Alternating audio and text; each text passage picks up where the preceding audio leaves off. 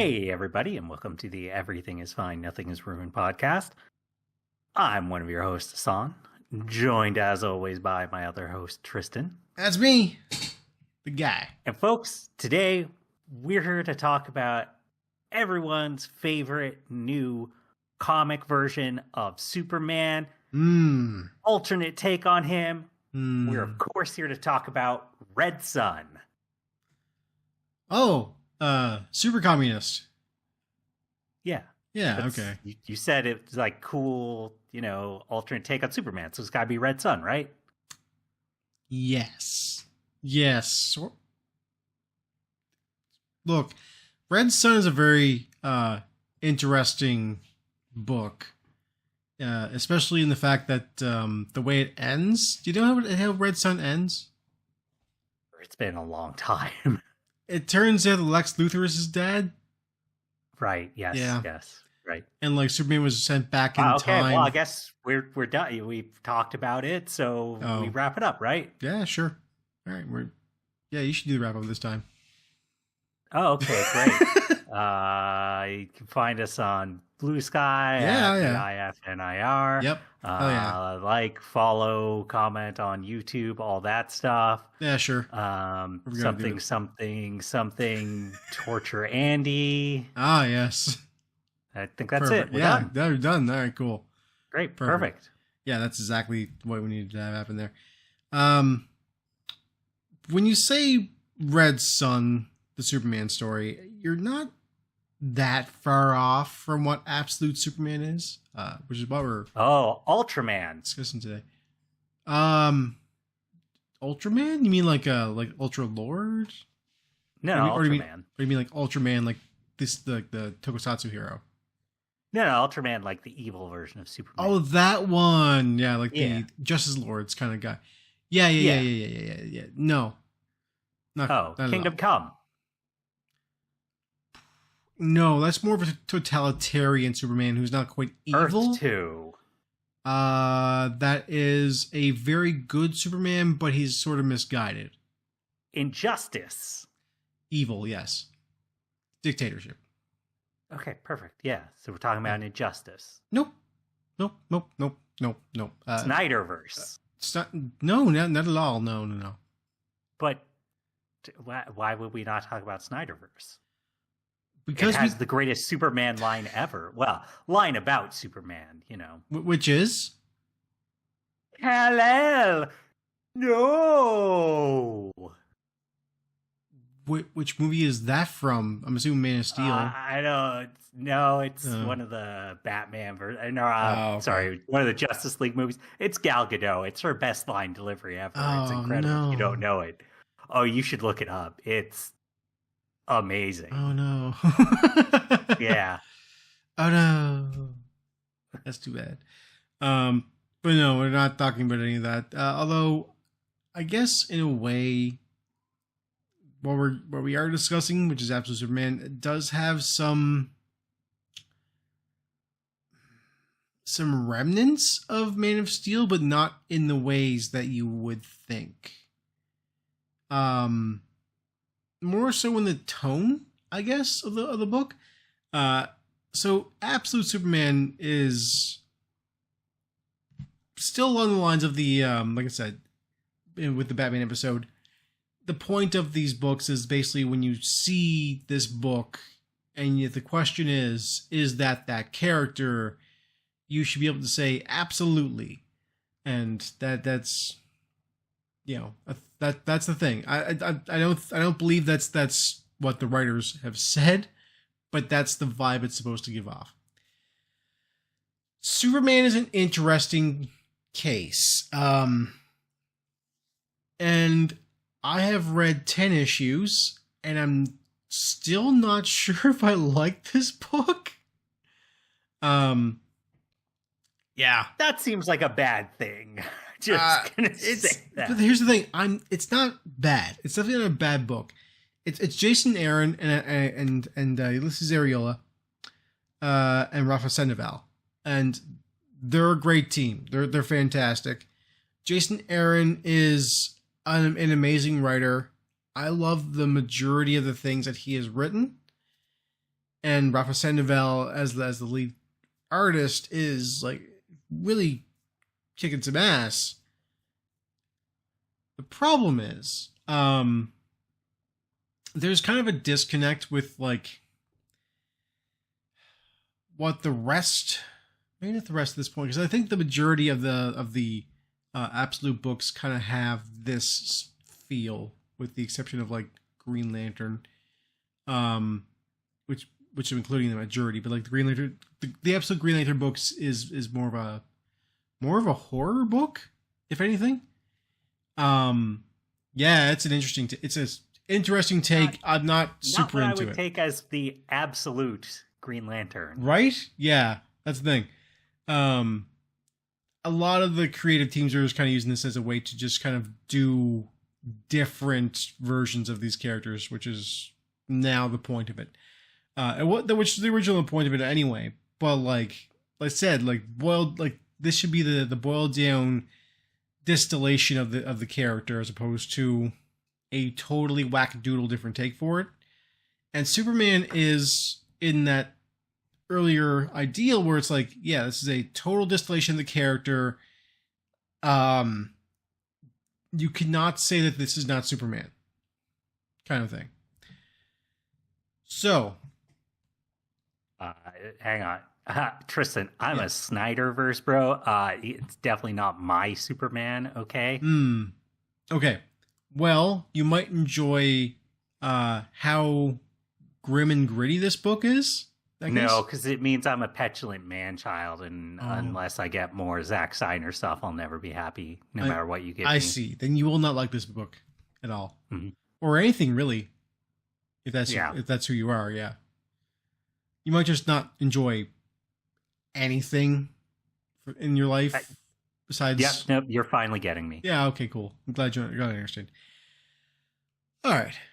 Well, Absolute Superman has a grimmer tone to it all, which is to say that the world feels very dark and gritty, and the story being told is there, but Superman's whole shtick of, I'm full of hope and I want to do what's right for this world, and I can do the best that I can do because I have all these powers and I might as well use them for everybody else. That's the disconnect, is that this Superman is saying he's full of hope and he's not saying he's whimsical or anything, but he's saying he's full of hope and do-gooding and all this stuff. But his actions don't quite bring him there. We're not talking about a Superman who's like killing people all over the place, but we are discussing a Superman that it doesn't feel like he has hope and love for the planet. And in a way he doesn't, let's begin at the beginning. Superman's origin. Everybody knows it. It's the most well-known origin ever, maybe besides Spider-Man and Batman. And they're all three of those are tied. Gamma radiation. Got it. Well, I mean, Kryptonite is... It's sort of... I mean, he is sort of a radiation-based superhero. It's true, actually. Really think about what he is.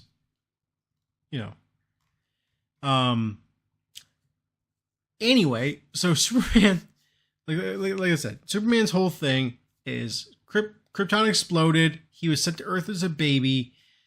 Martha and Jonathan Kent find him, and they raise him to be a super good person. And then his powers manifest, and they teach him to use those powers for good. That's the original plot. That's the original origin of Superman. The new origin for the Superman is because they like to mess around with the origin of these characters, and I think that's fine. The origin for this one is that he was actually raised mostly on Krypton, so by the age of like 12 or so, that's when Krypton explodes. Yeah, it could still work. Yeah, he escapes on a ship, and he witnesses, yeah, he escapes in the ship with a bunch of people. A bunch of other people escape with him, and he witnesses like the individual deaths of these people because there's a mutiny, and then the ship expels them. It's a whole thing. Krypton is also a heavily caste-based planet. Caste as in CASTE, where the Superman logo is typically the logo. Like, so on Krypton, you are forced to wear your house's logo, but not in this case. Your house is kind of like what your caste is, and Superman's caste is of the working class, and therefore you had to wear this like S logo. And there are other logos that actually would, show up for different higher ranking, services. But he is of the majority. His mother and father, an engineer and a scientist, respectively, they basically were higher class, but because of their radical ideas of Krypton's gonna fucking explode soon, they got pushed back down to working class. And so, like everybody else, they are toiling the fields, but with the know-how and intelligence of somebody who has scientific basis. What a silly alien planet. We'll never see anything like that here. Yeah. Yeah, yeah. Well, yeah. Sadly, not going to be America by tomorrow. 4 months from now. 4 months. I was being facetious. Yeah. So, caste system, this whole thing happens. Specifically, Kryptonians in the working class are known for, like,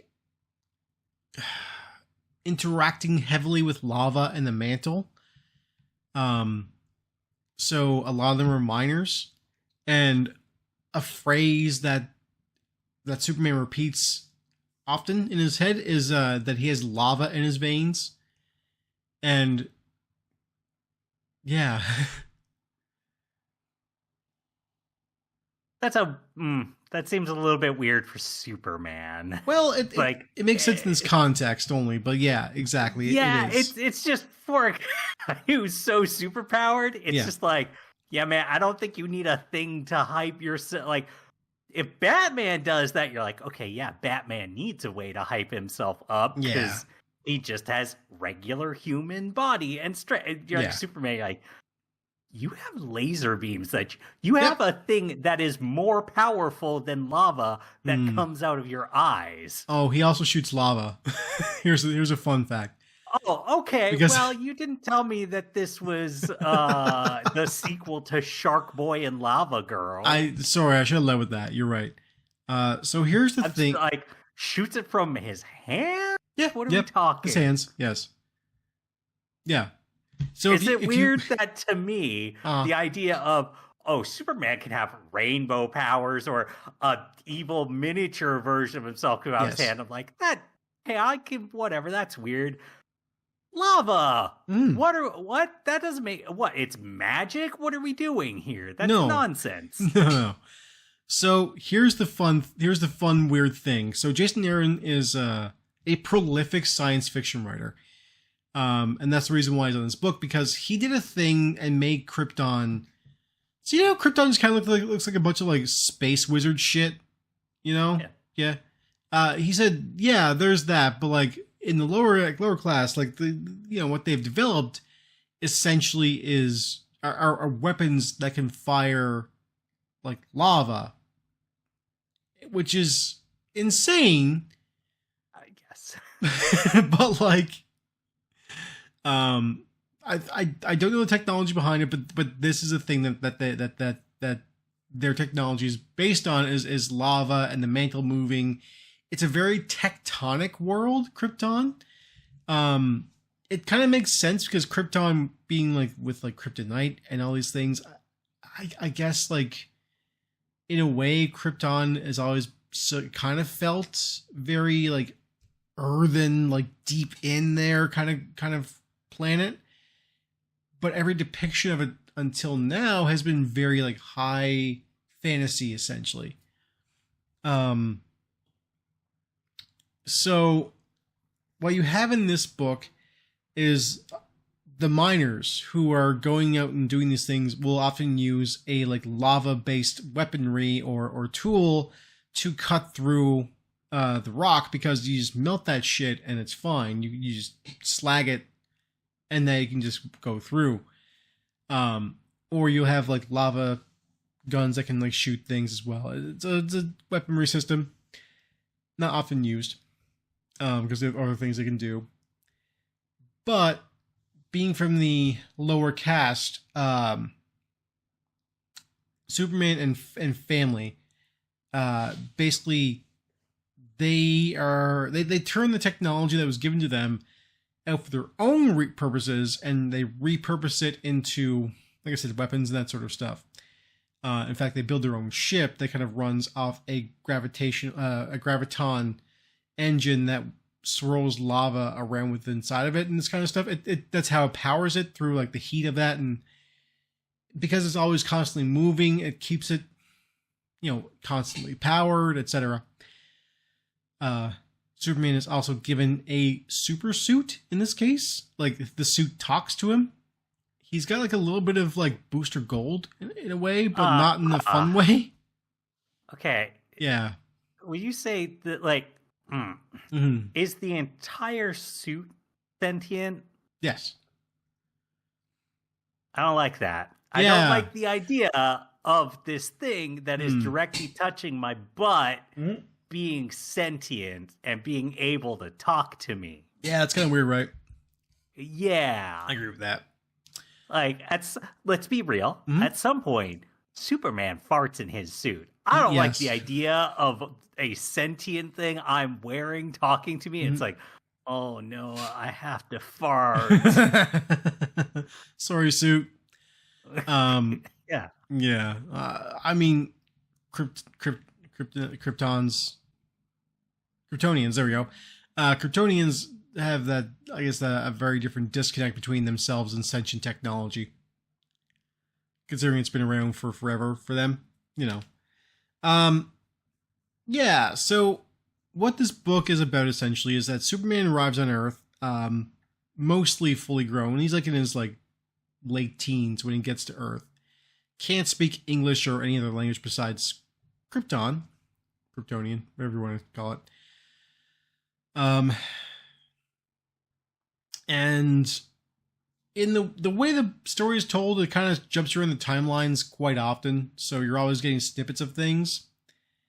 And in terms of the like canonical timeline here, he does go, like, he lands in Smallville, Kansas.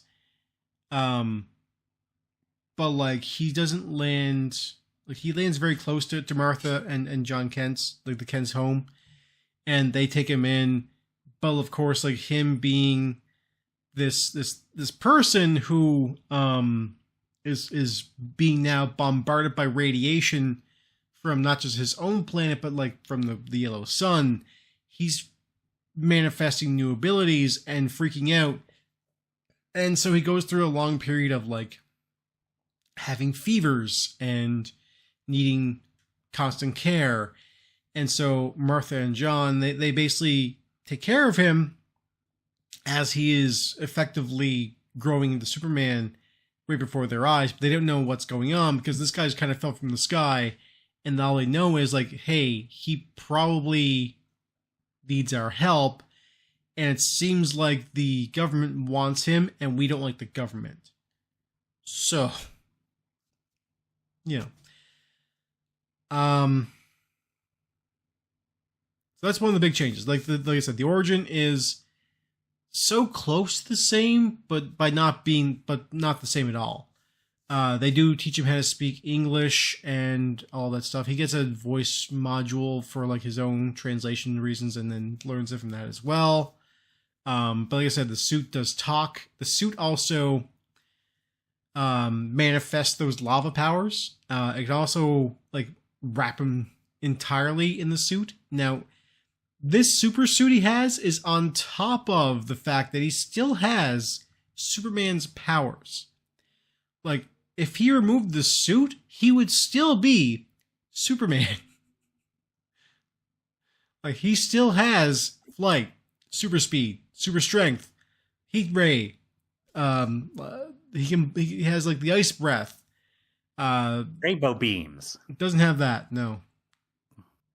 Silver Age only. Maybe eventually. All that stuff. But like, then you take the suit and you give him fucking lava rays and a gaseous cape that can form around him. Like, his cape is made of like the particles the suit gives off, and it forms this crazy cape for him. And it's very Batman in its presentation, except that it's red. And then the suit can also envelop him to give him extra armor and all this stuff. It's the amount of stuff the suit can do is wild. The suit is also called Soul, as in the sun. And it's just like, okay, there's a lot of shit happening for him, and it's hard to find the point where it disconnects between his powers and his suit. And it took me a while to figure out the suit only does like a handful of things, and the rest of it is all him. Because I thought it was all entirely the suit, and that was going to be the idea. But no, the suit is not quite needed. Except for a certain few things. Yeah, so that's the big difference between him and his like power set and stuff from base level Superman from like, you know, the proper DCU. The other big difference is, so while he still fights for truth and justice, and like basically he does it for the common man and all these things, his main targets are evil government organizations and corporations. So like, you know, other nations. I've got you. No, it's all within America, actually, and South America, actually. I don't understand what you're saying. You said evil government groups. Yeah, I did. In America. And South America. Oh, just South America. That makes sense. No. South America, as well as the United States of America. Yeah, I don't know. It's just not believable right now. Oh, fair enough. Okay. All right, fair enough, yeah. Well, either way, it's fiction. So, if that helps. It doesn't actually exist. It's too unbelievable, even for fiction, you know? An evil American agency? I don't see it. Oh, fair enough. No. Well, okay. Well, either way, there's an evil American agency called Lazarus. And that is run by Ra's al Ghul and Brainiac. Oh, I thought you were going to say Amanda Waller. No. Superman's main villain is Ra's al Ghul. And the Peacemakers. The Peacemaker Corps is after him too. Yeah? No one, that's a weird one, because nobody cared about the Peacemaker Corps before the second Suicide Squad movie. Mm-hmm. And who knows anyone else in the Peacemaker Corps besides Peacemaker? I mean, that's the thing. So there's a member called Dove. Is that right? Yes, that's right. Yeah, there is now. Okay. But like, yeah. So like the Peacemaker Corps there's a different thing. So they don't have like Peacemaker proper as a character. It's just like a bunch of guys who all wear the suit and mask, and they're all power armored up and that kind of thing. So because they fight Superman often. And like I said, they are owned by Lazarus and Ra's al Ghul.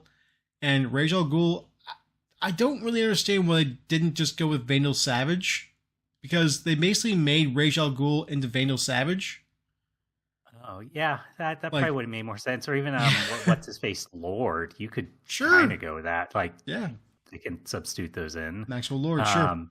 Maxwell, yes. Yeah, but like, yeah, so like Ra's al Ghul is just such a weird enemy for Superman. It's an odd choice because, yeah. So here's the thing. Like I said, this should just be Vanilla Savage because, like, he's got the big beard, he's got the big ponytail, he's lived for 2,000 plus years. He talks about starting Lazarus when, like, it was in the Roman era and all this stuff.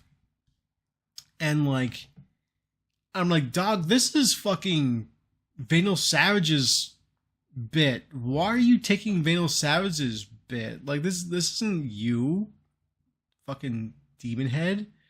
Like, what what is going on here? So, like, yeah, I don't get what's going on with why they chose Ra's al Ghul, besides, like, it's a fun twist. Also, Talia al Ghul is in this, and she is part of the Omega Men, who are a rebel alliance group against Lazarus, but she leads them. And as of issue 10, it's revealed that she's leading them specifically to try and, like, shove Superman into their arms and try and get him to kill people so he can be broken and all this stuff, because, like, so far he's been doing all this stuff without killing anybody. They also state this often because this Superman kind of fights brutal. He throws down hard, like maybe a little too hard. There's a scene where he's fighting the lead Peacemaker that's, like, amped up by Brainiac, and he literally states how he throws 1,000 punches in 4 seconds and rips his armor apart and, like, basically, like, leaves him hospital, like heading for the hospital.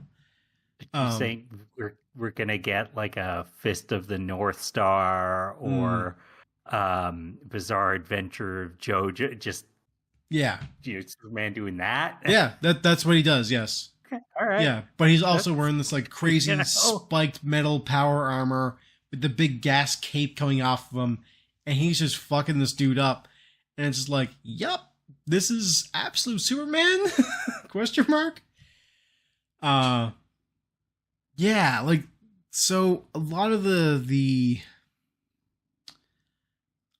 things in this book is, so it is an interesting read because of what they're doing with this character. But because it is a grimmer book, I don't know how to parse or take some of the ideas they're going with. Because this Superman is, like, willing to throw down, like, real hard on people and break limbs and shit, I'm like, I don't know if I really like and truck with this Superman. I like when he's, like, super nice, and, like, if he punches a guy, it's, like, the weakest punch possible, like, just enough to, like, knock him out, and it's good, you know? And he usually doesn't do that because he doesn't have to. I don't mind the idea of, a Superman who, like, is forced to use more of his strength, he's up against enemy, and yes, this fight is going to end up with some of the city getting damaged. But from what you're saying, it sounds like the thing that is missing to me is kind of, no matter how bad things are, Superman needs to be the hero where, sort of that real cliche thing of, oh no, the bad guys just, sort of smashed a building and it's about to come down, or they're throwing a chunk of a building or something and it's going to hit a lady in a car and her baby's in the back, and he's just, like, going to stop it, even if it means him getting injured, kind of thing. It sounds like maybe that stuff's not there. So it does still have that stuff, sort of. Like, you get these glimpses of that happening. But it is mostly, he goes into a miner's camp and kind of, like, helps them out and helps, not really free them, they're not slaves usually, but gives them a better life. And then just wreaks havoc across their actual, like, encampment as far as, like, the corporate entity goes, and just starts wrecking shit, like breaking stuff, and he gets the Peacemakers on him, and he fights them, and it's just like he's a very active Superman, where he's angry as hell because he watched his own planet get blown up because nobody did anything about the fact that like climate change was very real and ruined his planet and blew it up. Essentially, is what happened in Krypton. Come on. Yeah. Again, but this is just the fantasy here. It's just too silly to believe. Oh, you're telling me your entire planet just stood by and did nothing? Come on. Yeah, seriously. Yeah, so essentially that is a big part of this book, is that like this is what gives it the weird feel. Like, I'm not sure if I like this or I don't, because I think if it was not Superman, I would be a lot more into this. If this was Green Arrow, let's say, yeah, this makes perfect sense. I want to see someone sabotage their shit. But here's Superman's whole thing, like, okay, I can protect people, and he will, and he does. He protects the common man really well, but like, he's going in, breaking all this stuff, and then going like, yep, I'm out. And then he leaves them to do their thing. And I'm just like, yes, you should do that, but I don't know if I like an angry Superman. Like, it's great when you see him angry once in a while, and he's just like, I'm so pissed because you did real bad, and I need to hold back despite my anger. That's the typical Superman thing. But in this case, he is willing to let that shit fly, and like, when he sees tanks and like helicopters and that kind of stuff trying to kill him, he's like not gleeful about it, but it's like, oh, finally, I can just like get up there and fuck them up. Oh, hell yeah. I don't gotta hold back on any of these assholes. When the Peacemakers show up and they're like full tech armor and all that stuff, he's like, oh, hell yeah, I can just I'm gonna like rip this guy a new one. Yeah, I think the problem there is that like those characters are still too weak for it. You know, it's I agree. Good to see a Superman finally get that anger out and unleash when he's been holding back. Yeah. When it's a character that you know can take it, a Brainiac, a Mongol, a Darkseid. Like, there's that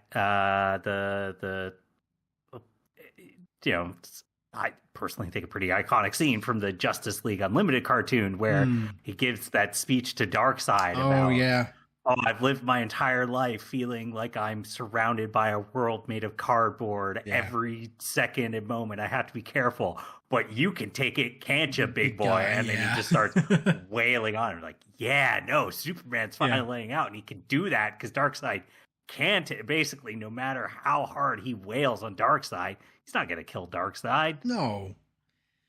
No, he's not. Exactly. That's the thing. Like, it's kind of like, the Peacemakers are the wrong villains here. So Ra's al Ghul makes sense because he also, from the Lazarus Pit, is amped up to like Superman levels of strength and power now. That's not how it works in normal. I know, and I wish, again, it should just be Vandal Savage. Yeah, that should be Vandal Savage. It's just like, Vandal Savage. Ra's al Ghul's whole thing is, you know, I work in the shadows. I'm an assassin, sneaky, not. Ooh, I'm big, buff, strong dude who can punch the hardest. Yeah, exactly. Like in the first issue you see him in, which is like issue 8, I think it is. You see him like take a knife through his arm, and he's cool with that, and then just like beats the holy hell out of the dude who was trying to kill him. It seems like there are more assassins out to kill Ra's al Ghul than he is sending out to kill people himself. As the guy who leads the League of Shadows, I think that's maybe a misnomer. Probably a poor decision. Or he doesn't lead the League of Shadows. As of issue 10, it's revealed that Talia al Ghul, who is the lead, who is Primus, the leader of the Omega Men, she revealed herself, and it's like, oh shit, it's Talia al Ghul. And I'm like, That's a pretty okay. Yeah, I'm into that. That's a good twist. She goes by the name Primus. Yeah, just when she's leading that group, and she's not. So she's, yeah. Just nobody was. Jerry was a race car driver. Yeah. No, I was thinking more like, did no one go, hey, maybe we shouldn't have the leader of a rebel, group called Primus? That just sounds like you're talking about Optimus Prime. I'm assuming that's why they did that. She does wield a very large. She open up her chest and there's like an allspark in it, because that would actually be kind of cool. No, yeah. She doesn't do that. She does have missed opportunity. She does have a very big sword, though. Is it like a plasma sword? Yeah, 100%. Oh, okay, sick. Then yeah, it's like Optimus Prime, except this was an axe. Oh yeah, it's true. Yeah, it wasn't it. Yeah. Well, either way, so that's her whole thing, is that she has this big old plasma sword, and she's leading the Omega Men against Lazarus Corp. But she's with her dad. She's just trying to shepherd Superman into doing these bad things by killing people and then corrupting him, because Ra's al Ghul's reasoning for this, because he wants this to happen. He wants Superman to be doing these things. It's because he wants Superman to be his son.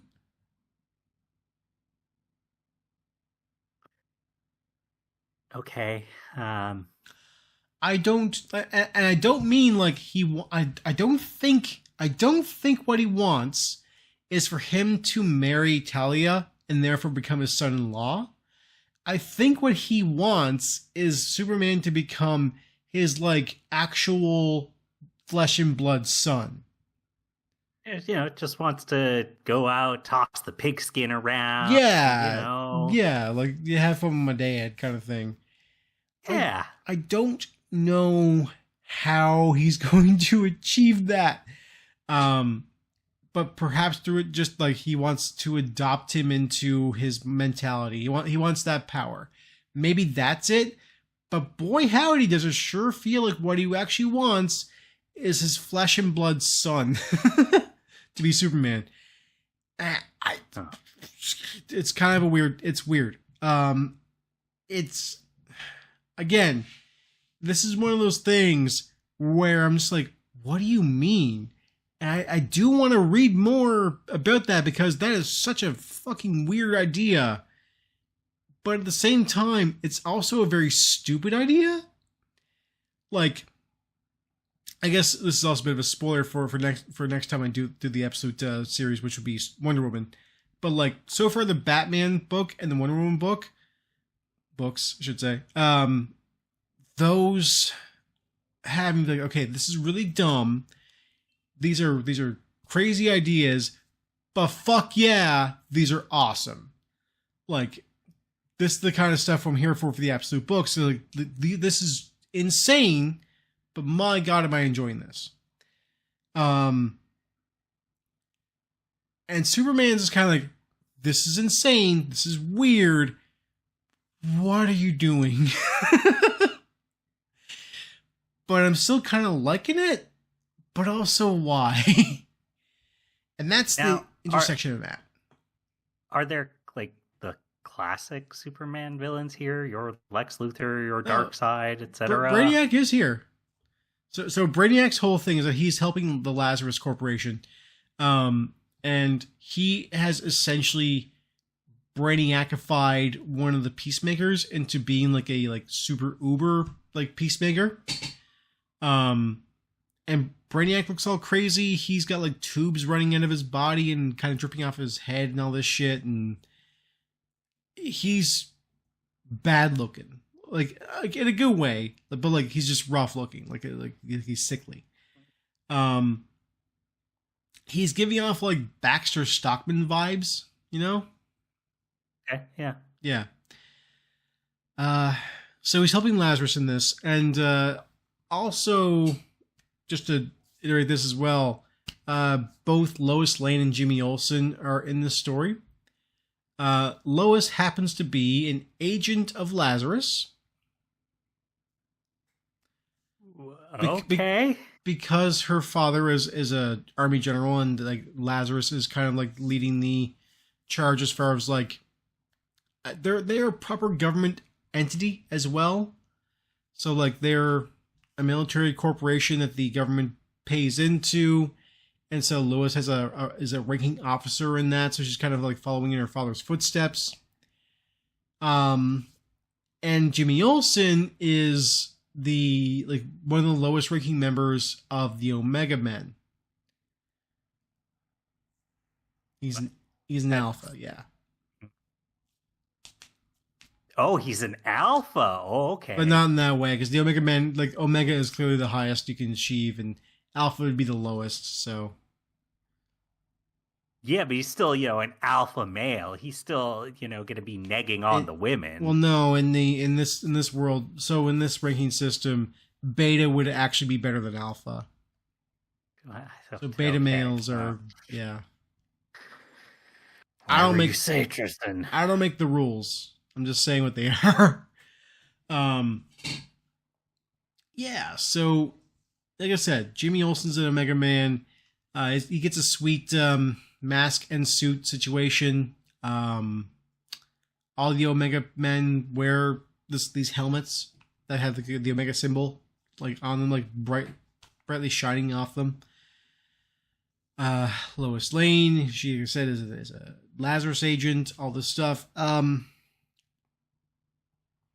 Yeah, that's kind of it for this book, because while it being one of the more confusing, and I don't mean like it's a hard to read book or anything, but like it's confusing as far as like the ideas and where this is going kind of book I'm reading. It's one of the ones that I'm still reading this because I need to see where it's going. And I'm just out of curiosity at this point trying to read it, as opposed to really actually enjoying it. And that's hard for me to say, because again, Jason Aaron, great writer. Yeah, no, sorry, just for context though, are all the absolute books like taking place in the same universe, roughly same time frame? So while all Superman's doing all this stuff, Batman's doing his stuff, Wonder Woman's doing her stuff. Yep. I mean, obviously they'll have to have made an absolute Booster Gold, so he'll be doing all his stuff. I would not take it off the table. So Absolute Booster Gold definitely can happen. They've already done Absolute Flash. I couldn't get into it. Here's the weird thing. Okay, here's the extra weird thing about all this. So there are writers, two writers who I read pretty much everything they put out and like worship it like it's gold, which is Jason Aaron and Jeff Lemire. Jason Aaron is writing Superman, and Jeff Lemire is writing the Absolute Flash series.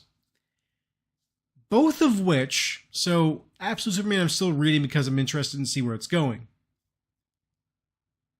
Absolute Flash, I bounced off real hard. I don't know why. Like, I read the first issue and it's just like, whatever. Fuck this. And like, I keep hearing people talk about how good Absolute Flash is, and I'm like, maybe I should, but I don't know. And it's not like I have hatred for the Flash or anything. It's just, I don't know. Flash is like, it's Wally West first off, and he is basically Barry Allen's a scientist who gives Wally West the powers, and he gets them, and it's like weird, like the Speed Force, he's still like a super speedster, but it's almost like he's like halfway teleporting. It's a weird depiction of it. It's also kind of somewhat of a body horror comic. It's not totally, it's not like they're doing The Thing or anything, but like, yeah, they're kind of like going weird with like the way it's Wally West is also a kid in this one, like a kid, but he's like a teenager, or like a very young adult. Like he's at least in his like at most I'd say 20s, like early like 2021. But he's yeah, I think he's like 18. So he's it's like a weird puberty analogy or something they're going for. I'm not really sure. Yeah, so that one I bounced off of, and this one I'm having a hard time reading. But Scott Snyder, who I don't necessarily like most of his work, who's writing Absolute Batman, that I'm adoring. And Kelly Thompson, same thing. I don't like most of her work, but she's writing Wonder Woman, and again, spoiler for next week, I guess. No, not next week, but next time I do this, Absolute Wonder Woman is pretty fucking good. Like it's got some unique differences from what from the original Wonder Woman, but it's like different enough, but the same enough to make it the thing. Like she did it right, whereas Jason Aaron is doing it also right, but such a weird fucking mishmash way. I don't know. It's like he's gone too wackadoodle with some of the sci-fi stuff, but then not crazy enough with other things. I don't really understand how he's done this. Like, he's grown at the book, but also sent it into space.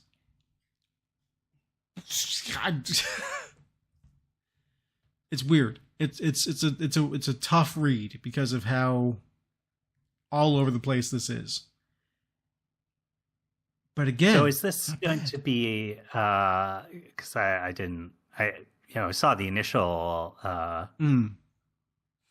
absolute universe. I don't know what they're calling it, but absolute like universe, the absolute line of comics. I saw the initial announcement. Is it supposed to be a like limited run, or is this just going to be an indefinite run for as long as these things are popular? Indefinite. Okay. Yep. The idea is going to go. It's the same thing with the Ultimate Universe back when that first came out in the early 2000s. How like like it's an indefinite run. You know, if something doesn't maintain steam, they'll cancel it because whatever, we don't really care that much. And like a big thing with this universe as well is that they don't want to do the Justice League anytime soon. They want to build up to that eventually, but like not for a while. Yeah, but it sounds like then this isn't a sort of hey, some of this weirdness of like, why is it Ra's al Ghul and this other stuff? Yeah, there's not like that's because we had this penned out as like, hey, we're only gonna do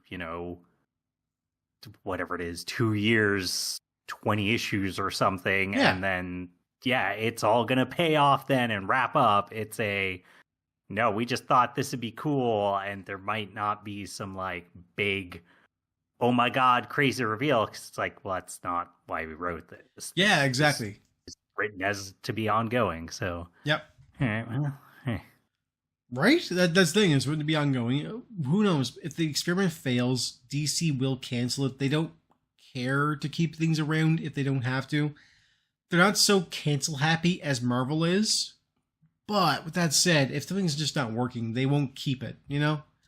They're not dumb. So they're under David Zaslav. I don't know. I mean, he doesn't canceling that guy's favorite thing. He doesn't control the comic side of things, so thankfully. Well, he technically would. He probably doesn't even realize it's there and ignores it. Yeah, right? Comics. What? I don't understand those. Yeah, the less he knows about it, the better. Because like I don't think he gives a shit. Because I mean, like, yeah, the comics part of it. Like, here's the thing. It's fine the way it is at DC right now. Most of their books that are coming out are pretty good. And the ones in comparison at Marvel mostly stink, from what I've read. So called Scratch and Sniff, Tristan? No, that's not what I'm referring to. But yeah, so essentially right now, DC is doing really well. I don't know if that's true for sales, but in my opinion, as creators, they're doing quite well. But like I said, if something is not working, they will cut it. And I feel like that's definitely more of a David Zaslav opinion on things. Although his whole thing is like, even if it's doing well enough, we'll still cut it. But I think it's because comics are usually made by like a team of like totaling like sometimes 10 people at most. To a point where that flies under the radar. You know, if 10 people are getting paid to do anything, he doesn't care. It's when like 1,000 plus are. He's like, okay, fuck that. Well, I think it's more so, like, you know, in movies, the high highs are, you know, so much bigger than even just like sort of average middle. So like, you know, in comics, I don't want to say, you know, or imply they're a more sort of like pure art form, more driven by desire to be creative or whatever. But you have a little bit more freedom because it's like, well, like even, you know, I'm sure back in the day this wouldn't be true, but for decades now, it's like, look, even the most popular comic series, the number of copies it's going to sell, the amount of money it will generate compared to a series that just does okay, that gulf is nowhere near compared to like this movie made $1 billion and this movie only did okay at, you know, 100 million. Like that, the size of that money is just so much more that it's like, you know, I'm sure he's just like, look, I don't care what you guys do because it's not like I can come and be like, cancel these 3 series, put all the money in this, and now we'll make $1 billion off this comic series. Yeah, it's like, exactly. These are comics, dude. They're not worth that money when you like compare them to other mediums. No, they're lucky if they break $1 million sometimes, you know? Yeah. Sad but true. You got anything else to say and on a better note than that? Absolute Superman's kind of weird and crazy. I like it. I especially like the things they've done with Superman's like power set and what he can do, and the stuff, the things that they are saying to make him Superman. Like, hey, I'm gonna fight for the common man. All this shit. I'm really enjoying that. However, there's just a tonal shift that I don't quite get. That I'm going to keep reading this book, and it's out of confusion. I'm a confused man who's going to keep reading a comic, and I don't know why. That's where I'm at with this book. Again, great. Not a bad one, just off-putting. Okay, see now, Tristan, why don't you tell people where to find us? All right, great. You can find us at our Blue Sky, which is at eifnirpodcast. Go there and basically tell us how much you like Absolute Superman. Sure, why not? Yeah, do that. Go to our iTunes and Spotify pages, rate us something, leave a review, tell your friends about us. We're also on YouTube, where you can share the video of us into. You're in a Discord. I assume everybody's in a Discord of some sort right now these days. In whatever Discord you find yourself in, just share our video. This video specifically, if you're like, hey, here's my weird, like, porny VTuber Discord. I'm gonna share this video with these two guys. I'm gonna be all right. I'm gonna be honest. I'd be all right if we blew up on weird, horny VTuber. I would too, actually. I'm into that. That would be a weird, fun conversation to be had. Yeah. You know what? Yeah, post our video into Project Melody's Discord. There you go. That's the really horny one. Yeah. Well, one of the really horny ones. Take your word for it. She's a porn star. Oh. Yeah. She's gotten but like the model is. It's a. Okay. Yeah, I maybe know more about this than I'm letting on. Okay. What I do in my spare time is up to me. That is true. Yeah. Anyway, sure. YouTube, like and subscribe, I guess.